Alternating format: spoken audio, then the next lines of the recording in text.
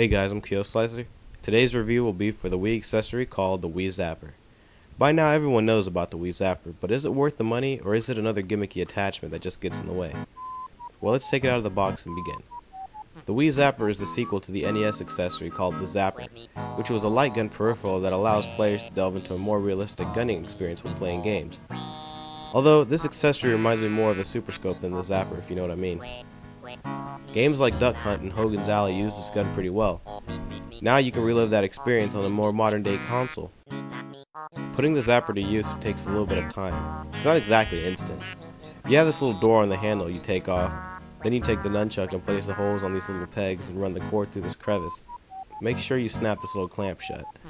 Once you've done that, you take the remainder of the cable and wrap it around these hooks in a figure 8 form about 3.5 times. Then you run it through this hole and snap the cover on. So it's a nice way to organize the cables. The next step is to snap the Wii remote on top here, then plug in the hanging nunchuck piece. So it takes about 30 seconds to assemble.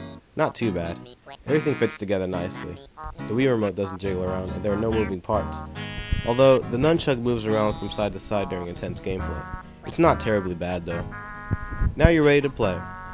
The Wii Zapper comes packaged with the game Link's Crossbow Training, which is pretty wise. The Zapper alone isn't worth 20 bucks, so it was nice of Nintendo to include this nice little addicting game.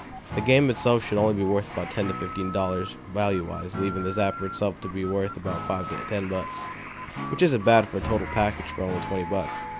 The Wii Zapper is compatible with other games too, such as Ghost Squad and Resident Evil Umbrella Chronicles. Although it's a bit tough to play Umbrella Chronicles with the Zapper. The shooting is fine, but when you're trying to grab an item or swing the knife, it gets rather difficult. And also trying to move around with the joystick and pointing the Zapper may throw some people off track. So, unless you're really skilled with your hands and fingers or just looking for a bit of challenge, I recommend playing this game with just the Wii remote and nunchuck. So anyway, back to the Zapper. This is a unique accessory. Out of all the attachments for the Wii, this one is actually worth grabbing. If you want a fun, interesting way to play light gun games like Ghost Squad, the Wii Zapper is a decent choice. I haven't got the chance to try it with House of the Dead 2 and 3, but it shouldn't be too bad since you're only pulling the trigger and pointing through the whole game. The Wii Zapper is a sturdy peripheral with a tight controller clutching, but it's heavily stared at as just another gimmicky attachment, and there aren't many games for it. So my final score for the Wii Zapper will be an 8.1 out of 10. Thanks for watching my review everyone, and take care.